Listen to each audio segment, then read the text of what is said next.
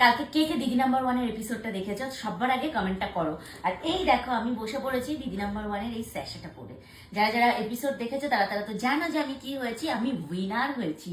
যেটা হচ্ছে সব থেকে বড়, মানে আমরা খেলতে গিয়েছিলাম, আমরা ভেবেছিলাম যে আমরা মন দিয়ে খেলবো, শুধু তো মন দিয়ে খেলেছি। এটা ওপরওয়ালার আশীর্বাদ এবং তোমাদের আশীর্বাদেই আমরা উইনার হয়েছি।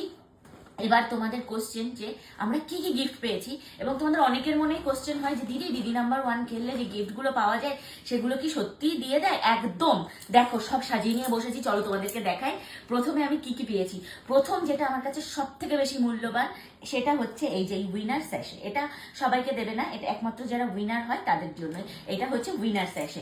তার সাথে দিয়েছে হচ্ছে আমাকে এই যে জি বাংলা দিদি নাম্বার ওয়ানের এই যে ব্যাচটা দেখা যাচ্ছে, একদম ক্লোজ করে দেখাও সবাইকে। এই যে জি বাংলা দিদি নাম্বার ওয়ানের এই ব্যাচটা দিয়েছে।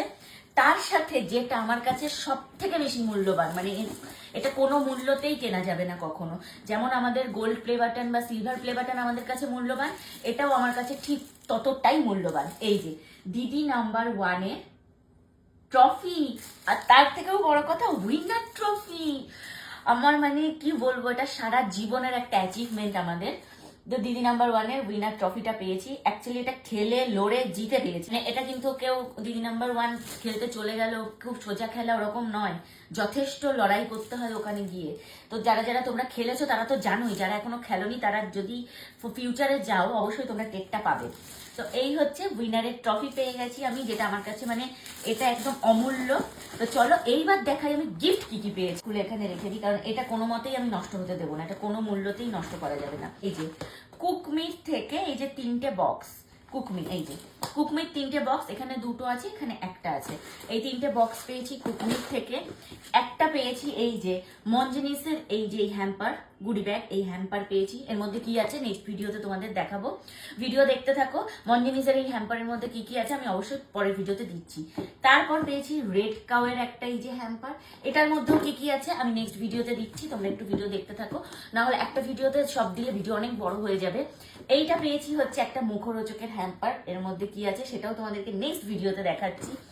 তারপর পেয়েছি এই যে চেসমি গ্লিসারিনের দুটো বক্স, মানে এর মধ্যে 3টে 6টা সোপ রয়েছে। চেসমি গ্লিসারিনের দুটো বক্স পেয়েছি। তারপর পেয়েছি এটা হচ্ছে একটা রুম হিটার পেয়েছি। তারপর পেয়েছি হচ্ছে এই দেখো একটা ইন্ডাকশন ওভেন, এই যে একটা ইন্ডাকশন ওভেন পেয়েছি।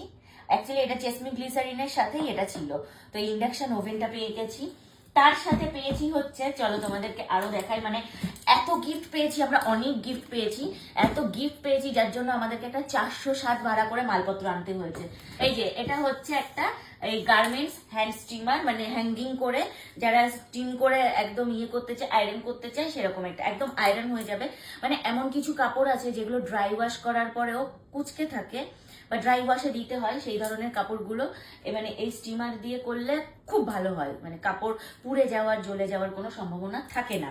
তারপর পেয়ে গেছি এই দেখো একটা 32 inch LED colour TV, smart TV মানে হ্যাঙ্গিং, ওয়াল হ্যাঙ্গিং, তাই তো। 32 inch LED smart colour TV. তারপর পেয়েছি হচ্ছে এই যে এটা হচ্ছে বসুমতী 30 কিলো চালের বস্তা, বসুমতী 30 কিলো চালের একটা বস্তা, এটা হচ্ছে বাসমতি রাইস এটাতে রয়েছে। আর পেয়েছি এই যে বসুমতির হচ্ছে 5 কেজি গোবিন্দভোগ চাল, 5 কেজি গোবিন্দভোগ চাল পেয়েছি বসুমতী। আর পেয়েছি হচ্ছে এটা তো বললাম তোমাদের, এই যে এইখানে দেখো এইটা হচ্ছে একটা, এটা আমার সব থেকে পছন্দের জিনিস।